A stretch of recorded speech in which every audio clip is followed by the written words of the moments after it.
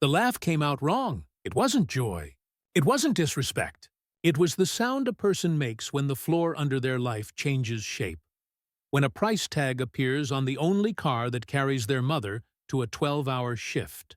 In the municipal courtroom, fluorescent lights buzzed like insects, and the ceiling vents breathed stale air. And when the clerk mispronounced her name for the third time, "Ah, Amara Nwusu?" The pressure in her chest split into something like a laugh. Heads turned. A bailiff's eyebrow climbed. On the bench, Judge Frank Caprio paused, measured, quiet. "Miss Nwosu," he said, "we'll get your name right. Start there. Are you here for the parking citations or the tow?"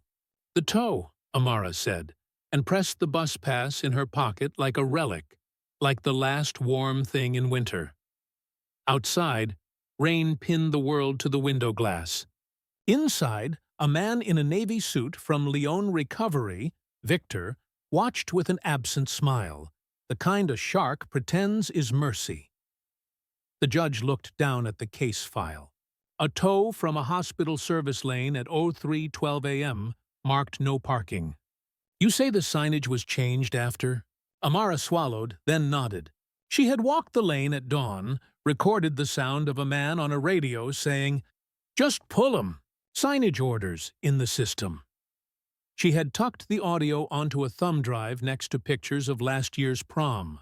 She had no lawyer, just 2 hands, a bus pass, and the truth.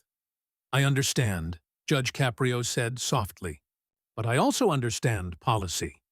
And that is when the laugh, small, aching, misplaced, slipped from her. Some people heard disrespect. He heard fear. "Let's find the facts," he said, "and maybe we'll find our way."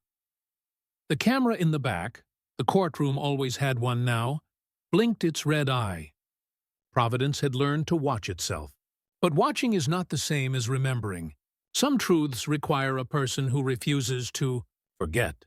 This is the story of a girl who laughed in court and a judge who taught her, and all of us, the lesson that law, without heart, is just power with a signature. Before the tow, there was a routine, and routines are how the poor keep time. Mara woke at 5:10 a.m. to the sound of her mother's kettle and the gospel of a Rhode Island sunrise trying its best through low cloud. Their apartment sat above a laundromat that breathed steam into the alley and made winter smell like warm shirts. On the fridge, the schedule. Mama, 7P7A, oncology. Amara, school. Then cashier shift. Then pickup. Then home. The Honda Civic was the only automation they could afford. Everything else was manual. Hope, grit, sleep. Her father's bus pass hung from a magnet. He had taught her the roots before the deportation hearing taught her what silence costs. "Remember," he'd said, lifting her onto a seat, "the city is a puzzle. Learn the pieces." When he left, the puzzle lost a color. The hospital service lane had always been a gray piece. Nurses parked for minutes at a time to run in, swap shifts, hug in passing. Official signs were ambiguous. No standing 3 a.m., 5 a.m. except loading. And a laminated memo hung in the staff room saying security would exercise discretion. Discretion, she would learn, is the clay out of which favor and abuse are both sculpted. On Monday at 3:07 a.m., the storm arrived early, drumming on the Honda roof like a summons. Amara sat behind the wheel, fighting sleep. Her mother had stumbled out 5 minutes late, tears of fatigue shining like the rain. A truck rolled in, Lyon Recovery, silent as a thought. The driver didn't look at her. He looked at the sign. He looked at his log. He hooked the car. "Hey!" Amara had shouted through a cracked window. "It's loading! She's coming!" It didn't matter. The hook had rules. The truck had a quota. And somewhere a supervisor had a discretionary bonus. At 4:20 a.m., she stood in a wet yard under halogen towers, as if daylight could be bought by the hour. The clerk slid a sheet beneath a glass panel. Towing fee, storage fee, citation. Cash or card? He'd asked with a smile that had no eyes. Nobody told me the rules changed, she said. The sign, he tapped the sheet. They don't need to tell you. The system knows.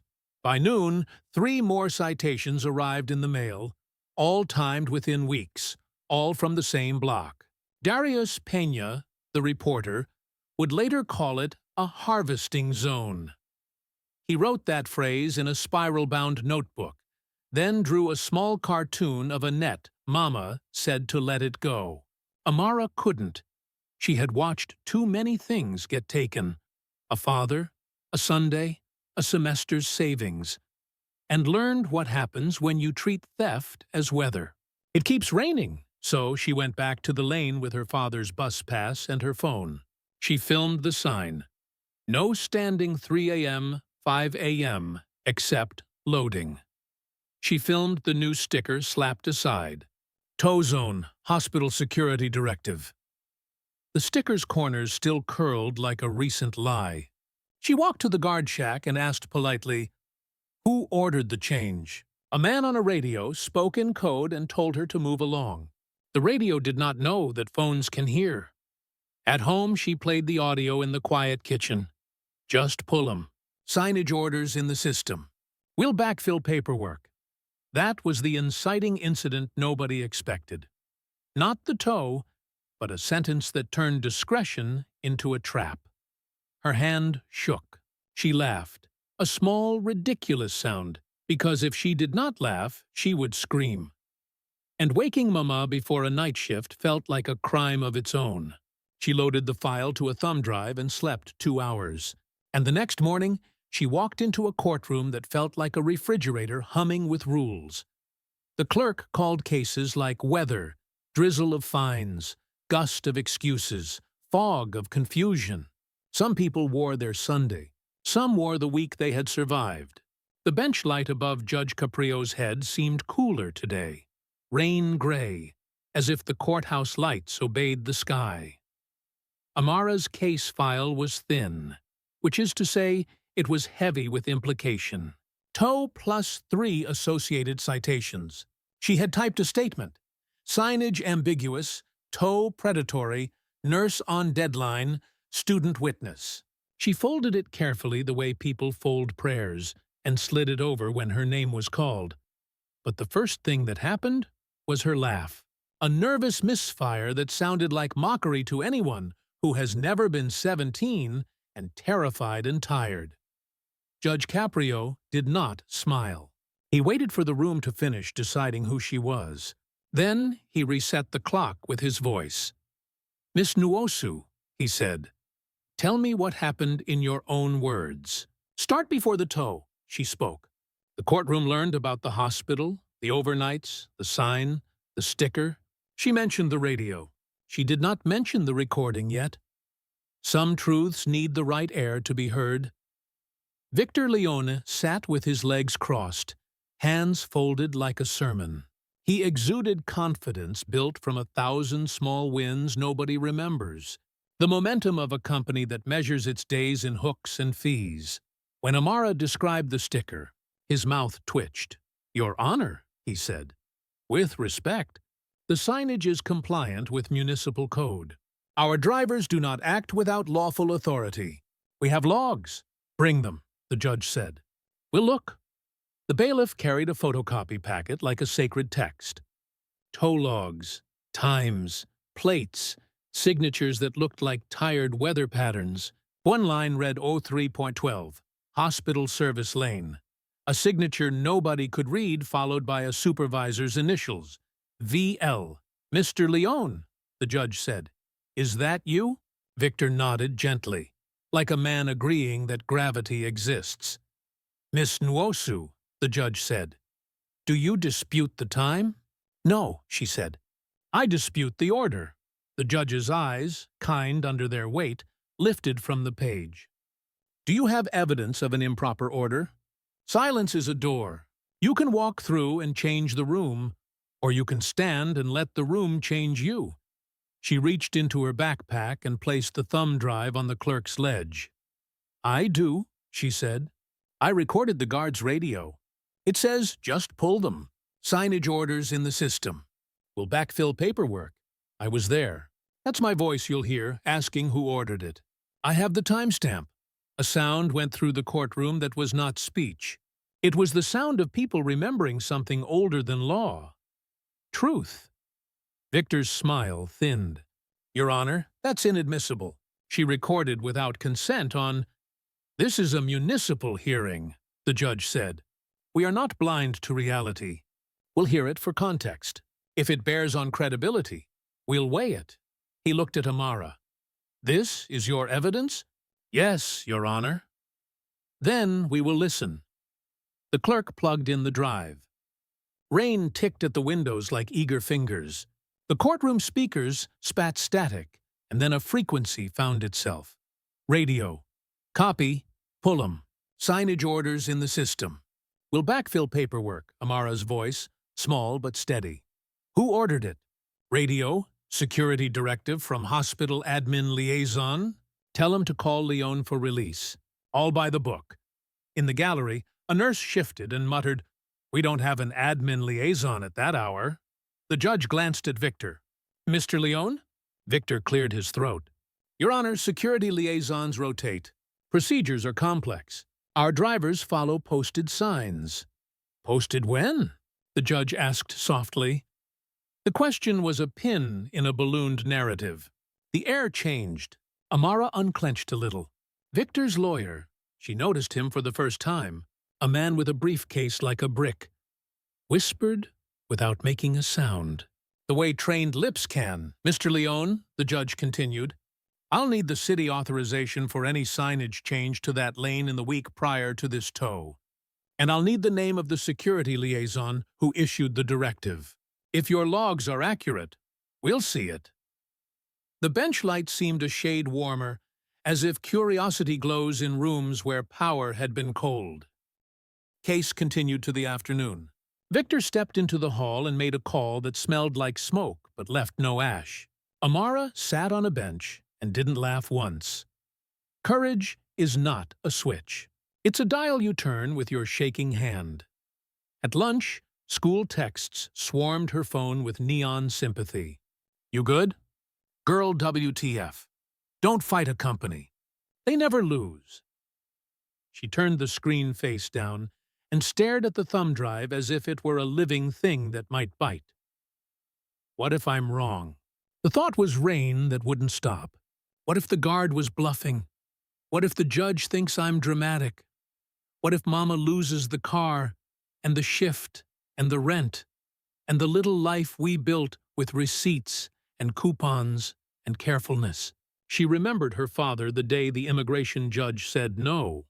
He smiled at her to keep her from breaking, then broke privately on the other side of a glass door. That day taught her, systems cannot love you back. People can. She whispered to the bus pass in her pocket like a prayer. "Daddy, lend me your brave."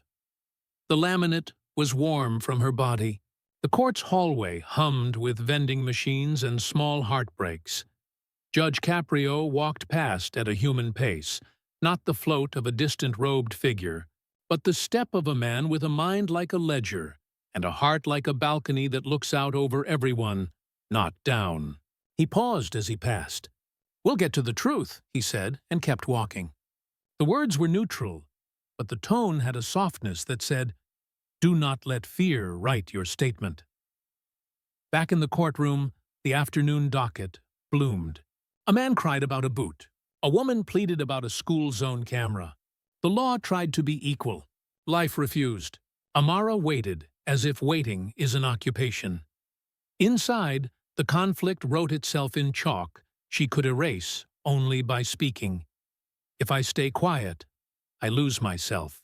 If I speak, I might lose everything else. Choose. She chose the only thing she could live with. When you touch a wire tied to money, somebody will try to make you let go. Victor returned with a laminated sheet, a printout of a city authorization draft with a date stamp that looked too clean. The judge scanned it, then looked over his glasses. "This is unsigned," he said. "Our liaison can attest," Victor replied. "The directive was verbal due to the emergency. An ambulance was blocked the week before. Do you have a report? It was handled internally. Do you have the liaison? He's unavailable." The word unavailable hung like a chandelier missing half its bulbs. Then the door opened, and in slipped Darius Peña, hair wet, notebook dry, eyes hungry. He had been tipped by a nurse who texted him in the morning. "They're towing on a sticker." He took a seat, drew the net again. Victor's lawyer raised a procedural hand. "Your Honor, the presence of press, this is a public courtroom," the judge said. "We are accountable to each other." The bailiff brought up Amara's photos. The new sticker glared from the screen like a confession. The edges pulled away from the metal like a truth trying to escape adhesive.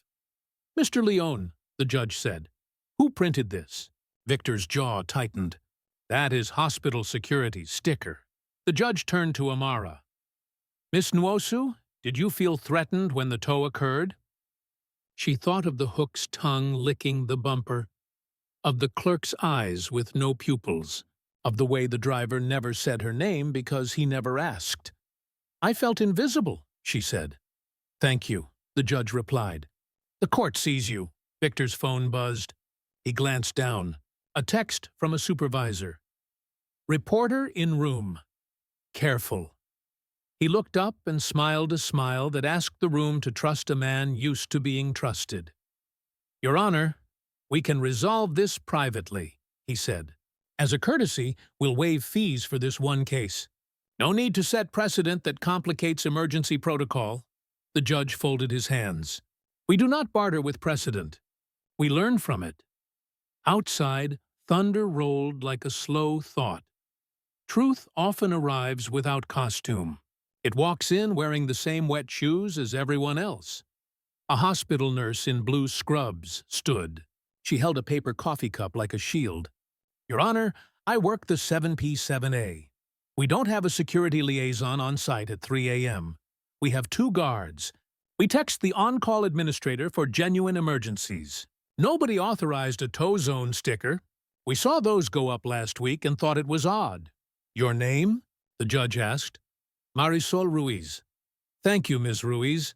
Your statement helps." He turned. "Mr. Leone, anything further?"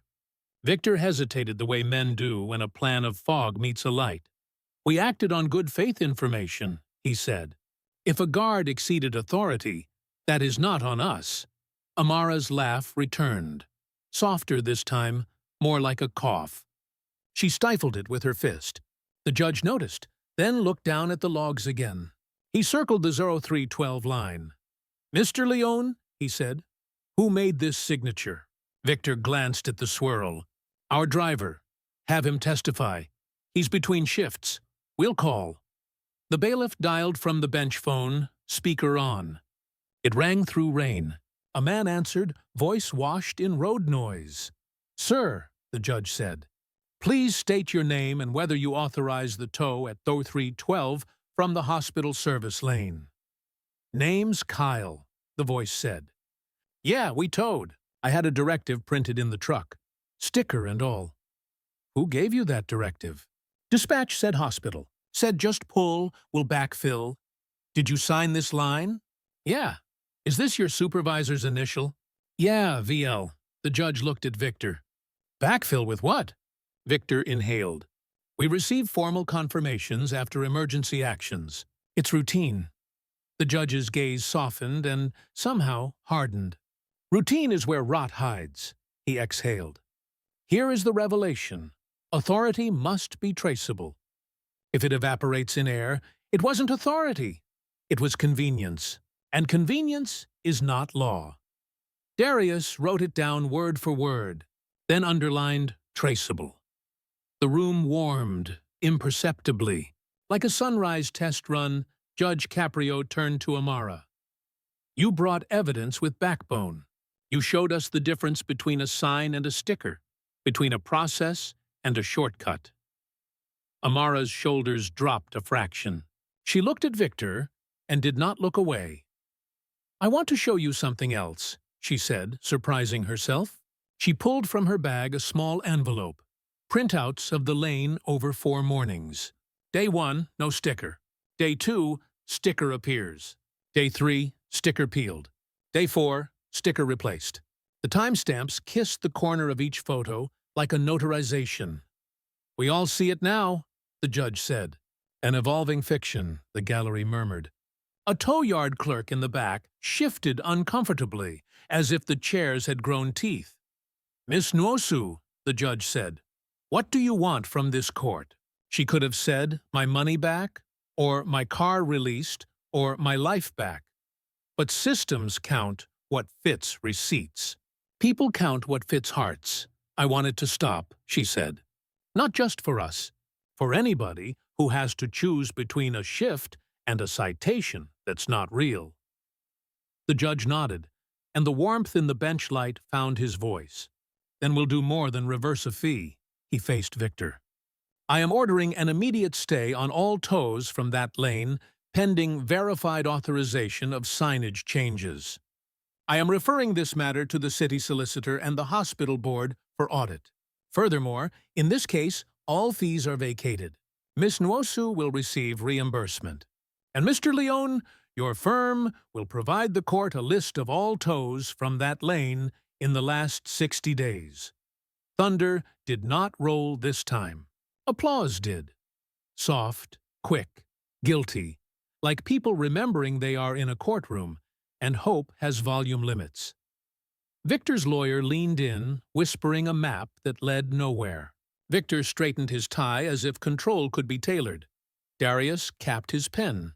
The net in his notebook grew teeth. Justice is rarely cinematic in the moment.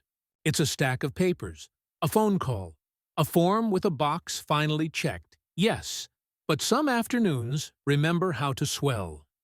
A week later, under a sky that finally broke into gold after so much gray, the audit arrived. No record of a formal signage directive. A guard admitted to printing stickers after a phone suggestion from a contractor associated with Leone Recovery. The contractor, it turned out, sometimes received courtesy payments for logistics advice.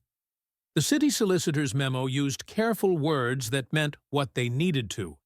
Backfill had become a business model. In the reconvened hearing, Victor's smile was gone. In its place, a calculation searching for a lesser loss. "Your Honor," he said, "we accept the court's findings. We will return all fees from the contested period and suspend operations in the hospital zone, pending policy review." The judge leaned forward. "And do you have a lesson to share, Mr. Leone?" Victor glanced at the camera, then at the door where the rain had once written its cursive. "We learned to verify directives before acting," he said. The judge turned to Amara. "Miss Nwosu?" She stood, the bus pass in her pocket pressed like a hand to her hip. "I learned that laughing when you're scared doesn't make you disrespectful," she said, voice steady. "It makes you human. And I learned to press record when someone says the system knows, because systems forget. But people remember." Judge Caprio's eyes softened. "That's a lesson I hope you never forget." He paused. "And one more." The courtroom became a held breath. Law without compassion hardens into cruelty. Compassion without law dissolves into chaos. Justice is the instrument that tunes them. When a young person comes into this room, I don't just see a case. I see a future citizen learning what rules are for. Miss Nwosu, you made this court better today. I hope this court made you braver." The gavel did not slam. It nodded. Sunlight after rain has a weight to it. The air is heavier with all the things the storm taught. Darius's article ran the next morning. Sticker Justice, Hospital Tow Zone that never was. The city opened a review. The hospital replaced the guard firm. The lane's sign returned to its original ambiguity. Then, after public comment, to clarity. Loading zone, no tow without posted emergency notice. The words did not end the hunger in the world, but they ended this meal. In the apartment above the laundromat, Mama pinned a refund check to the fridge like a child's drawing. She kissed Amara's forehead and whispered, "Your father would be proud." On the way to school, Amara tapped the bus pass and laughed. Not nervous, not afraid. Joy this time, quiet. A laugh that did not apologize for being alive. And somewhere in a file room, a stack of tow logs learned the difference between ink and truth. Justice isn't always loud. Sometimes it's one person refusing to forget. If this story touched your heart, share it. Because silence protects the guilty. Truth protects us all.